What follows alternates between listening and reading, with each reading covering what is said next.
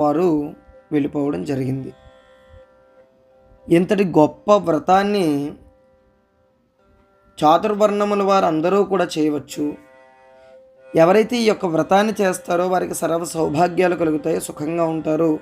ఈ కథని విన్నవారికి, చదివిన వారికి కూడా వరలక్ష్మీదేవి యొక్క వ్రత ప్రసాదం వలన చక్కటి సుఖ సౌభాగ్యాలన్నీ కూడా కలుగుతాయి.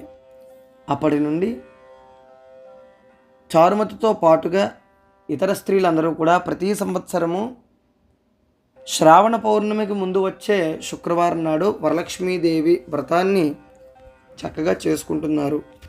ఈ విధంగా వరలక్ష్మి వ్రతాన్ని చేసుకున్న వారు ఇహమున సుఖ సౌభాగ్యాలను పొంది పరమున అమ్మవారి పాద సాన్నిధ్యాన్ని చేరుకుంటారని శౌనకాది మహర్షులందరికీ కూడా సూతుల వారు చెప్పడంతో వరలక్ష్మీదేవి వ్రత కథ